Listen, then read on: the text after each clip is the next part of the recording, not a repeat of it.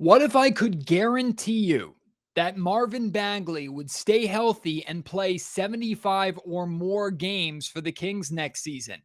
How would that change our outlook on Marvin Bagley's part of the Kings core? And what kind of role would he have for this Sacramento Kings team? Plus, the Kings take on the Boston Celtics in the Summer League Championship game tonight. I'm going to be joined by John Karalis, the host of the Locked On Celtics podcast, to preview this one. It's all on today's episode of the Locked On Kings podcast.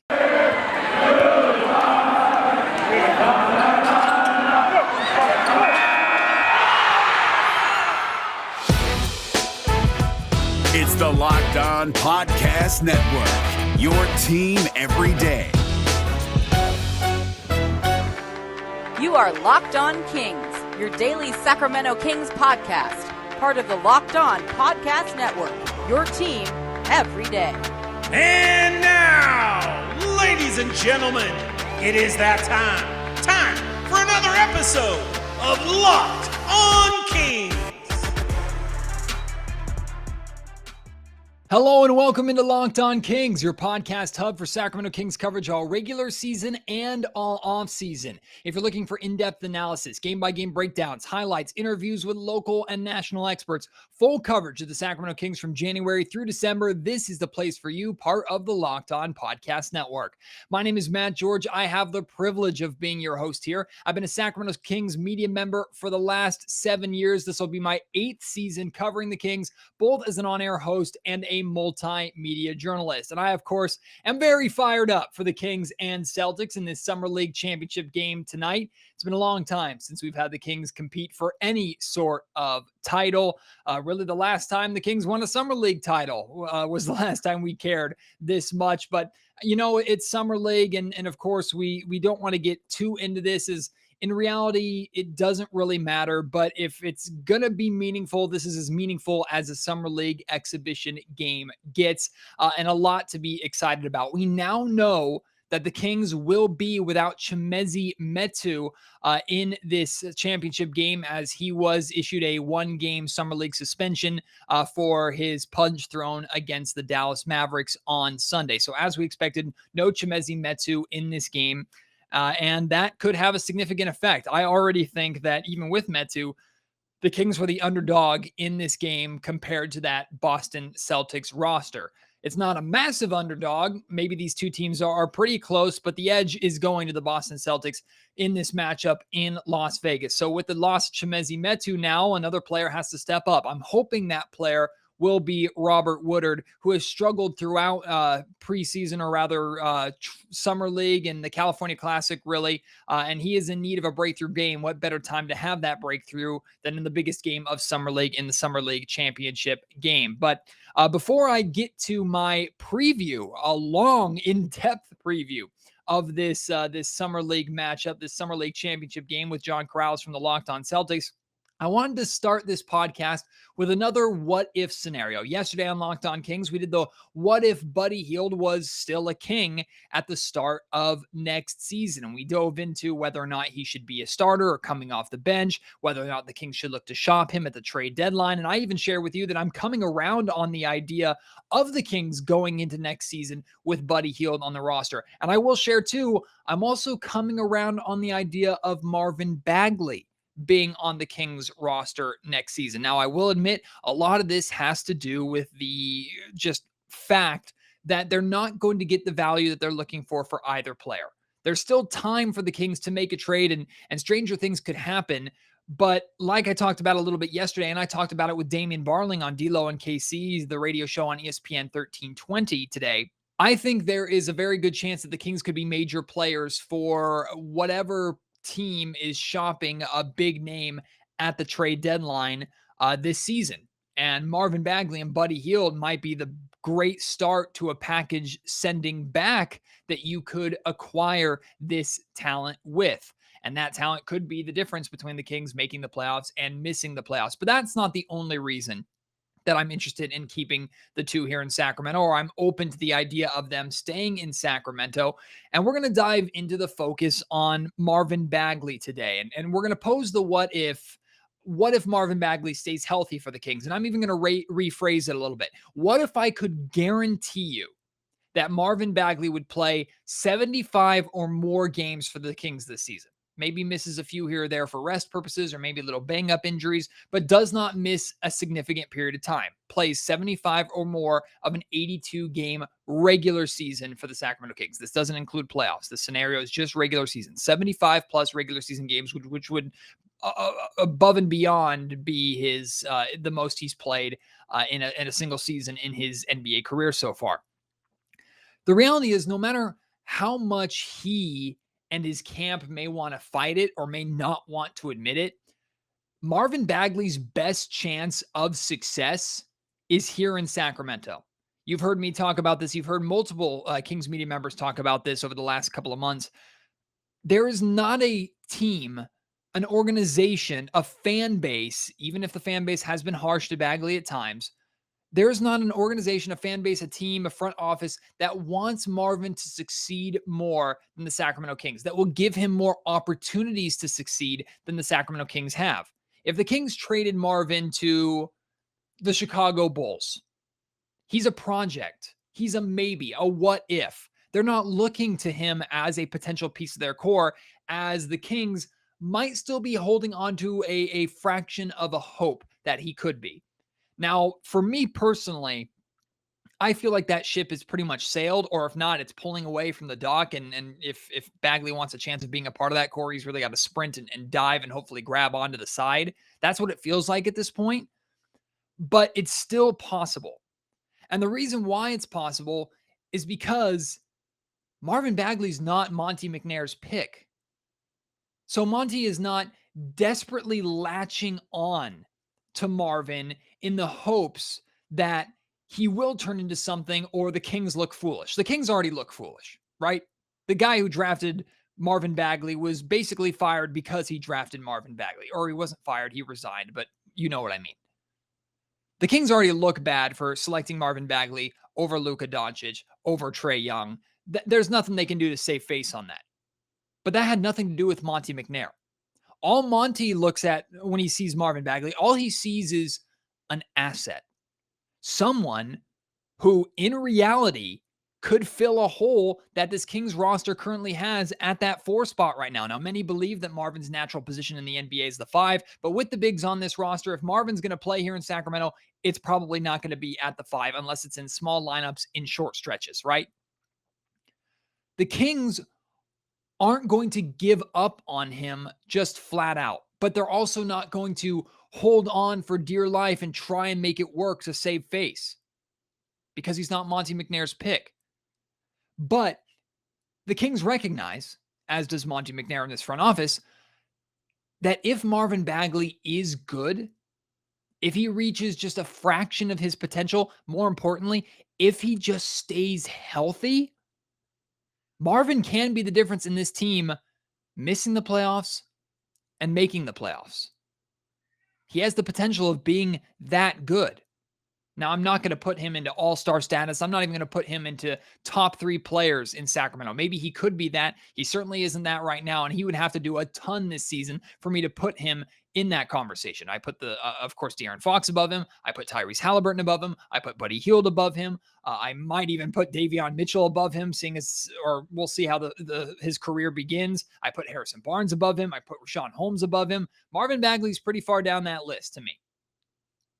But he could be a difference maker, truly, in the Kings making or missing the playoffs just by his raw athleticism, his incredible talent, and the numbers that he can put up, honestly, I think without even trying. Marvin Bagley is an ideal fit with how the Kings want to play. They still want to play fast on offense, get up and down the floor. We know he can do that. We know he's athletic. You can use him in the pick and roll. And on top of that, he's improved every single year as a three-point shooter. Last season, he was 34% from three-point range, averaged just under 1 made 3 a game in 2.5 attempts. There's no reason why that number can't go up to 3.5 attempts and Bagley making 1.5 of those. If you can get Marvin to be a 35, 36+% three-point shooter, enough to where he can space the floor, hit some shots every now and then, and teams have to respect him a little bit, he fits with whatever lineup you're putting out there. He gives you the spacing that you want. And I thought Marvin improved drastically as a three-point shooter. Just his confidence in shooting the three-point shot. In reality, if we take away once again, him getting injured, but if we take away truly just the off-the-court drama, him liking tweets, the comments of his dad or his camp on social media, if we just take that away and look at what Marvin Bagley's season was for the Kings last year, we saw tangible improvement. As a three-point shooter, as a defender, towards the end of the season, he was getting his points and getting his buckets in the flow of the offense versus just being tunnel vision like we've seen in the past. Marvin has improved. But the biggest thing for him, of course, is going to be availability. Because if he's available, if he can play, the dude's a walking double-double, whether he's starting or coming off the bench. But starting is the big thing here, right? Because Marvin Bagley and his camp, they believe that he's a starter. They believe that he's a star. They believe that he should start from day one. The reality is, Marvin's not reliable right now. He hasn't been reliable at any point during his career just because of his inability to stay healthy. Availability is what makes him reliable. And then reliability is what makes him a starter. If the Kings can rely on Marvin Bagley being available on a nightly basis for the majority of the season, if they can rely on him getting consistent minutes and learning how to play with Halliburton, with Fox, with that Kings starting unit, without these massive gaps of weeks or months in between because of injury, if the Kings can rely on him for that, that's his golden ticket to becoming a starter. And if he becomes a starter, he fills a major role for the Sacramento Kings. It allows Harrison Barnes and Mo Harkless, but especially Harrison Barnes, to primarily play the three. And we saw how good Barnes played at the three for the Kings to start last season. Those were the best games that he had for the Kings. The start of last season when he was red hot playing at that three spot with Marvin Bagley and Richaun Holmes primarily as the 4 and 5. The thing that you have to avoid, though, in this idea that Marvin Bagley and Buddy Hield are still on the team, you have to avoid the two of them being on the floor together because we know how much of a defensive nightmare that is for the Kings. Unless it's against the second unit. Now, there aren't really things as hockey shifts in NBA, right? You don't just see 5 starters play and then 5 bench players play. It's pretty a rotation. There's usually a starter or 2 on the floor at all times, right? So I'm not saying that you only play Marvin Bagley and Buddy Hield together when you're facing all 5 bench players of another team, because that would never happen. But if Buddy is guarding a backup 2 and Marvin is guarding a backup 4 or even a backup 5, maybe you could get away with the two of them being on the floor together. I truly am coming around to the idea of both Buddy and Bagley on the roster next season, but as bench players to start. Really, I want Buddy Hield to be a bench player, period. I think he could be at his best for the Kings as a 6th man. But Bagley could have a chance, or would have a chance in my mind, to earn the starting role by simply being available and therefore reliable. And if he is coming off the bench to start the season, if the Kings do have him on the roster but decide, hey, we're going to go small, we're going to have Harrison Barnes play the 4 with Richaun Holmes playing the 5, and maybe you try the 3-guard lineup as your starting lineup, or maybe you play Buddy Hield at the 3. I don't know. But if Marvin Bagley's not part of your starting lineup and his camp continue to throw a fit about it, I don't give a damn. I truly don't. I don't care. I really don't care. I could care less at this point what Marvin Bagley and his people have to say, because they have no power here. They have no leverage. No leverage. If Vlade were still the GM, they'd have leverage. McNair's the GM. He has no reason to save face with Marvin Bagley. He has no reason to bow and give in to the demands of Marvin Bagley. He clearly does not view Marvin Bagley as part of this Kings core. Maybe Bagley can play into that like we talked about, but right now, McNair's like, yeah, I'll get rid of you if the deal's right. He's actively shopped Marvin Bagley. We know this. So Bagley's camp, they have no leverage in this situation. And if Bagley wants to if the only play that he has left is just to outright refuse to play because he's not a starter, fine. You know what that hurts? Him. I mean, it would hurt the Kings too because they could use his talent. They could use his ability. But that kills Marvin Bagley and his career and his opportunity to get paid, which, by the way, he's on a contract year next season. That hurts him more than it hurts the Sacramento Kings or really anybody else. His camp has no leverage in this situation. So if they want to bitch and moan and complain, by all means. Have at it. Have fun. Doesn't matter. Because the Kings are trying to win the playoffs. You can either get on board and do your part, or step to the side and watch the big men work. This episode of the Locked On Kings podcast is brought to you by Sweat Block, the antiperspirant wipes that work so incredibly well. They're doctor created, doctor recommended. They work for up to 7 days per use, and they give you a dry shirt guarantee. If Sweat Block doesn't keep you dry, you will get your money back. That's a guarantee from Sweat Block. I'm not just making that up. Truly, you will get your money back if you do not have a dry shirt. This has been featured and tested on Rachel Ray's show. This is used by firefighters, which if it can handle the heat of firefighters without sweating, it can handle you sitting at your cubicle sweating because the AC is not high enough, or maybe on your workout or out playing golf like me. It can handle it. It's a bestseller on Amazon for the past 10 years, has over 13,000 reviews that you should go and read. Check them out, all positive. And it's manufactured in the NBA. You can wear what you want to wear, and it gives you confidence. You don't have to worry about those sweat marks and those sweat stains anymore. This handles the problem for you, and it's super easy to get. Like I said, you can get it on Amazon. You can get it at your local CVS pharmacy, or the best way to get it is by using promo code LOCKEDON on sweatblock.com, and you'll get 20% off. Save some money and save yourself the embarrassment of sweat stains by using Sweatblock. Today's Locked On Kings podcast is also brought to you by Indeed.com.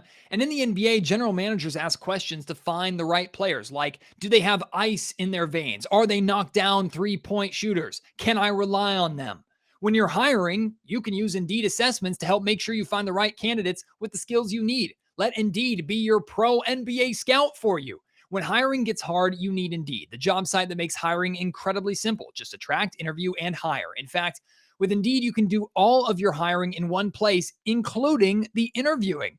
According to Talent Nest, Indeed delivers 4 times more hires than all other job sites combined. So make sure you join more than 3 million businesses worldwide that use Indeed to hire great talent fast. Don't just hope your perfect candidate will find you. Indeed's hiring tools can help you cut through the noise and hire faster and smarter. Indeed Instant Match provides a list of quality candidates whose resumes are on Indeed the moment you get a sponsored job, or the moment you post a sponsored job, you will get those best resumes immediately right in your box. Get started right now with a $75 sponsored job credit to upgrade your job post at Indeed.com/locked. That's a $75 credit at Indeed.com/locked. Indeed.com/locked. Offer valid through September 30th. Terms and conditions apply.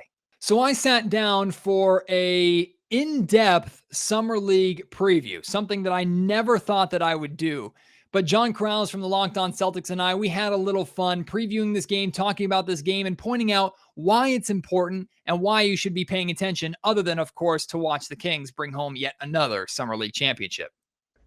All right, Matt George, Locked On Kings host, finalist in the NBA Summer League Championship, whatever thing. What do we do here? We yell at each other? Do we swear at each other? I don't know how this is supposed to go. It's about time that the Boston Celtics get on the Kings level. That's all I'm saying. It's about time that a team from Boston can just rise up to the status that Sacramento sets for themselves. I've been looking forward to a Celtics-Kings rivalry my entire life, John, and now finally we get it. Yeah, it's been a long time coming. Yeah, it's been there, just kind of, now it finally just explodes in summer awesomeness. I haven't been able to catch a whole lot of Kings Summer League, to be honest with you. I know Davion Mitchell is a guy we're supposed to really be afraid of here, but the Celtics are getting Peyton Pritchard back. So that's going to be, we're talking about irresistible force and immovable object. This is it. This is defense, offense. Here we go.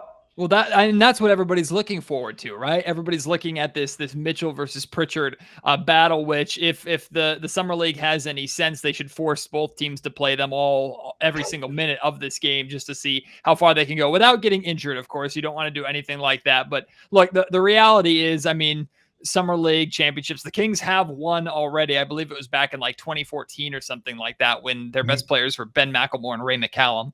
And so now they're trying to make it their second Summer League championship. And for a city like Sacramento, where winning doesn't usually happen too often, we get excited about this stuff. I imagine Boston doesn't care too much, with the exception of seeing some strong and solid individual performances. But I will say, matchup-wise, there are more than enough reasons, especially with that Mitchell-Pritchard battle, to tune in and pay attention. So for the Celtics fans here, because we're putting this on both of our podcasts, so let's start with, what are we looking for from the Kings? How have the Kings gone undefeated? What are the names that Celtics fans should be looking at? Well, of course, Davion Mitchell, he jumps off the page. I would say Chimezie Metu, who just signed or recently signed. He worked for his way from a two-way contract to a major contract, or an actual legitimate contract with the Kings that finally got fully guaranteed about a week ago. He actually might not be playing in this game because there might be a suspension handed down as he threw a punch in the Dallas Mavericks game on Sunday, which was a rebuttal for something that happened when Jonas Valanciunas pulled him off the rim, and there was no issues with that, or the league didn't do anything about Jonas Valanciunas pulling him off the rim. He actually broke his wrist last season. So I have a feeling that had something to do with that incident there. So Chimezie Metu might not be available, and he's technically one of the best players on that team. Jahmi'us Ramsey has been playing very well. In fact, he's been pretty much the leading scorer, the main scorer for the Sacramento Kings during the majority of this summer league period. But overall, the way this Kings team has been winning is they're trying to, you can see the summer league team trying to play with the identity that the main roster wants to establish for themselves, but hasn't yet, which is not relying solely on offense and solely on scoring. This team plays hard on both ends of the floor. They play hard defensively. They play physically, and that's given them some success so far in Las Vegas. Well, that's going to be an interesting part of this game, actually, because the Celtics, who have come out with the greatest point differential, I think they're plus 21 in their 4 games, have done a lot defensively. There's a lot made of Peyton Pritchard's shooting, and he's really developed that deep logo kind of shot. Every day there's a different guy that's been going off. Carson Edwards, Aaron Nesmith. There are just any number of guys that are capable of going off. But what the Celtics have really done well is defend. They defend the rim. The other game, their last game, I think they had 12 block shots in their last game. And a lot of those guys aren't going to be around. Who knows? Bruno Fernando is a guy that has a few years experience. And this is kind of like where the Celtics have hung their hat. You got, if you're a bad NBA team, a rebuilding NBA team, there's a good chance you've got a good summer league team because you've gotten high draft picks and you've got good talent. The other way to have a good summer league team is to not have any draft picks and have to send actual bench players like the Celtics have, and have like Peyton Pritchard, who's a rotation guy, and Romeo Langford, who's fighting to be a rotation guy, and Aaron Nesmith, who I just made the case for being a starter in the upcoming season. Those guys with the experience can kind of even trump some of the more talented younger teams. So the Celtics, that's where they are, and they're trying to play with Ime Udoka's defensive mindset, his kind of what he's known for. So for a team like in the Celtics that's gone out there and scored 100+ points in, I think, 3 of their 4 wins, we might be looking at a game that actually is like a 70 to 60 something game with both teams playing pretty good defense.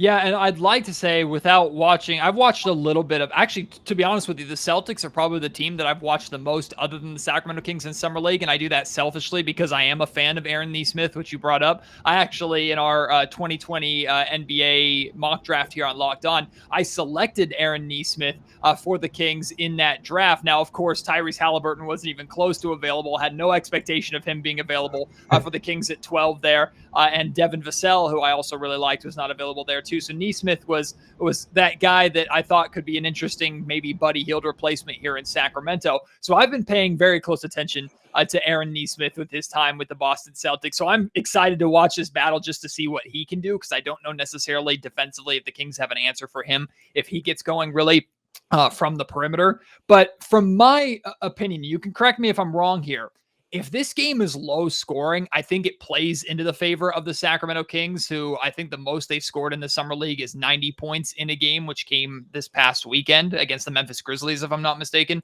But I mean, it's Summer League, right? Right? It's a flip the coin and we'll see what happens. One thing you will notice about this Kings team, though, is, and credit to the players on this roster who are fighting and battling for training camp invites, not just with the Kings, but with any other team. And it's good to see guys stepping up.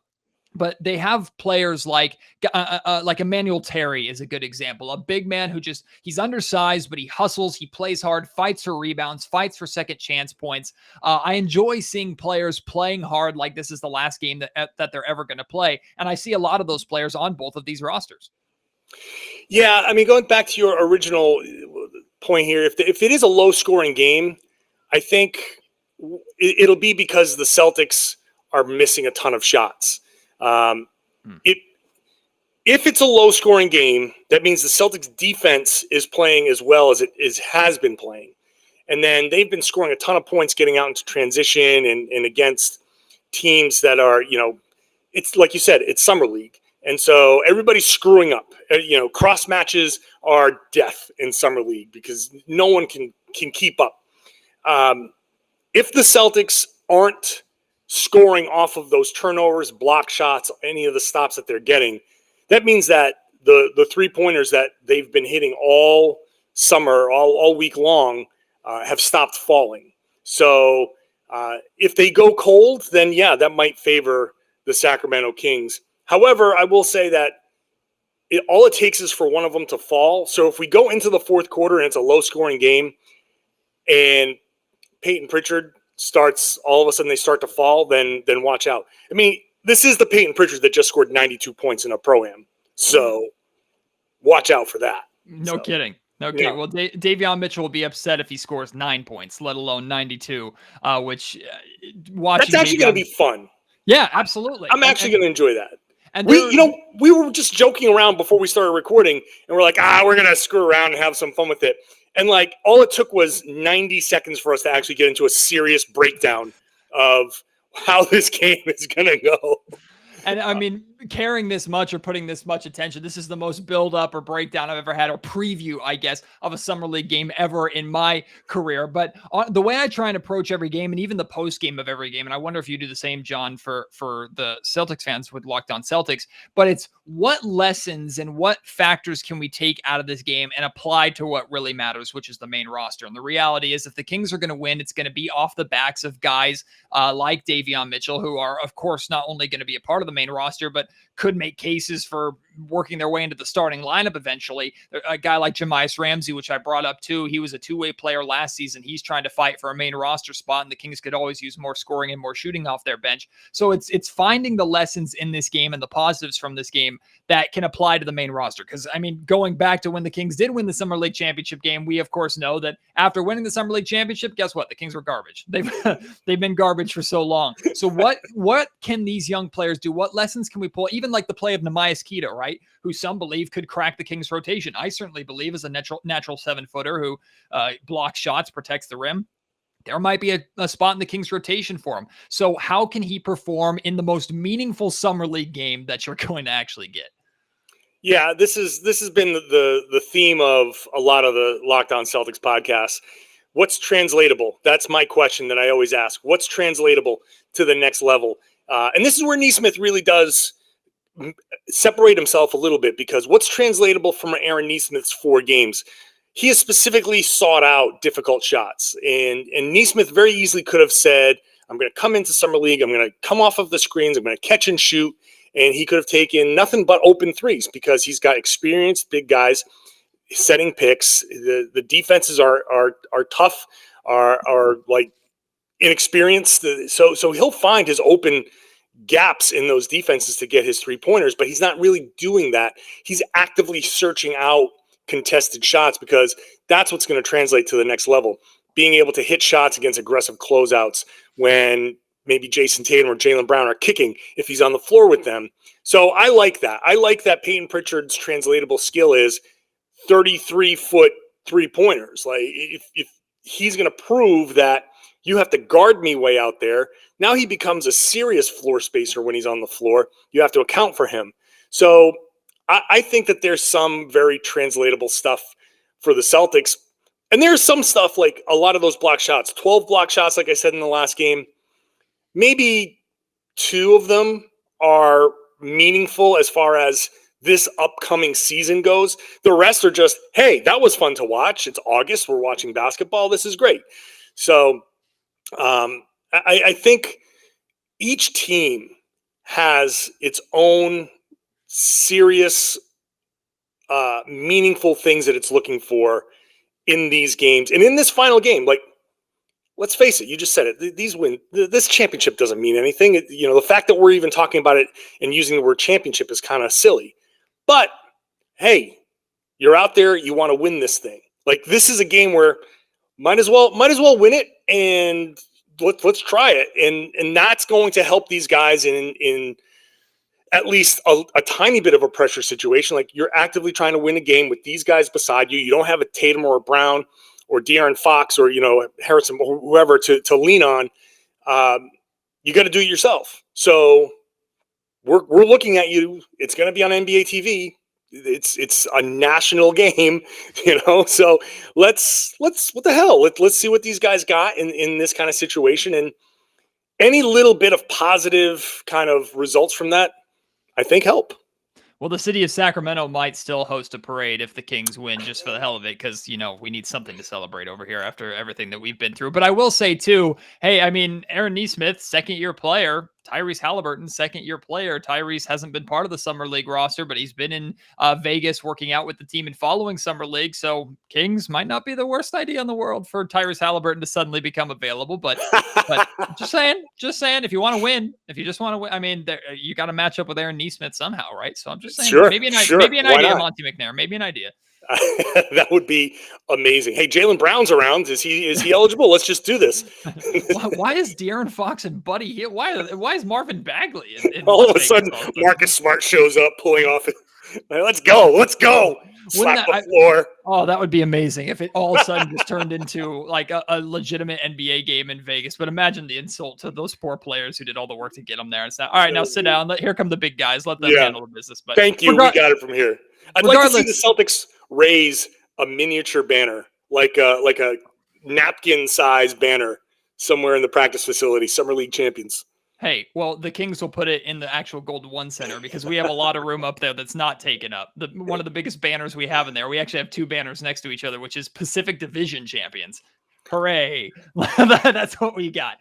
That's pretty much what we got. So we'll take anything that we can get up there. Give us the napkin. We'll hang it up at the Golden One Center. All right, Matt. Well, we'll see what happens. Maybe we can get together for a post-game show or something. Hey, just don't be too sad and distraught when Sacramento gets the better of Boston again. Historically, we look at the 2 cities. Sacramento's always had the edge. So just don't be too disappointed. No, it's been tough. It's been tough to look longingly at Sacramento and all of their success. Everybody wants to be Sacktown, man. Imagine being so close to Tahoe in the Bay Area. You can't beat it. Can't beat it. This episode of the Locked On Kings podcast is brought to you by Rock Auto, and with the ever-increasing numbers of makes and models, it's now impossible for your local chain auto parts store to stock all the parts that you need. You'll just endure pointless questioning, intimidating questioning, and you'll just sit there and wait while the person behind the counter orders the parts on their computer, choosing only the brand that their warehouse happens to carry. A set price point, non-negotiable. You have computers, you have cell phones, you have access to the internet, you have access to rockauto.com to shop through, sift through, and find the parts that you need for your car as easy as pressing a couple of buttons. You'll save time and, more importantly, you'll save money with Rock Auto. I saved a boatload of money on replacement parts that I needed for my car after I ran over a shredded tire on the freeway. Rock Auto saved me almost $2,000 in parts and truly in labor. Go to rockauto.com right now and see all the parts available for your car or truck, right? Locked On in there. How did you hear about us box? So they know that we sent you. Amazing selection, reliably low prices, all the parts your car will ever need. rockauto.com. And today's Locked On Kings podcast is brought to you by our friends at Built Bar. Built Bar, the best tasting protein bar on the planet. Oh, so delicious. I made sure to bring a couple of Built Bars with me to my first day at ABC 10 here in Sacramento. And I had some of my new coworkers asking me what I was eating. Thankfully, I brought one to share with one of my new coworkers, Mackenzie. I made sure to share with her, not the mint brownie bar. I always save that for myself, but I shared with her the raspberry bar, and she absolutely loved it. And it's because of the 100% chocolate. She genuinely thought that she was eating a candy bar, but I share with her how good the bar was for, 17 to 18 grams of protein, calories ranging from 130 to 180, only 4 to 5 grams of sugar, and only 4 to 5 grams of net carbs. Mackenzie's hooked, my wife's hooked, I'm hooked, and you will be too by going to built.com, ordering yourself a box right now, and tell me they aren't delicious. Make them a part of your daily snacking routine.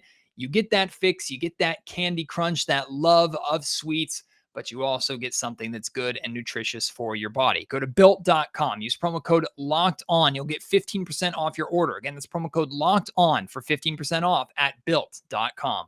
I don't know if I'm ever going to spend more time in my life previewing a NBA Summer League game than what I just did with John Karalis. I hope you enjoyed that conversation. Maybe you're a little more enticed or interested in watching the Summer League game tonight if you weren't already. Before we wrap up, I did want to make sure that I talked about this ever so briefly because I was more surprised to see it.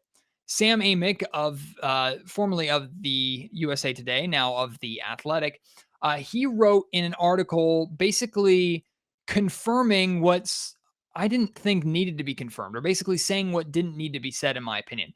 Basically reporting that after drafting Davion Mitchell, the Kings are still all in on De'Aaron Fox. I'm sorry, was that in question before? Does anybody look at the Davion Mitchell selection for the Sacramento Kings and think, oh, he's here to replace De'Aaron Fox? He's here because the Kings don't believe that De'Aaron Fox can get the job done. If anybody thought that, they're so off base and so clueless that I don't know if Sam Amick's article is even going to get through to them. Even reading it, if it's written for a sixth grader. Like, why is this even a thing?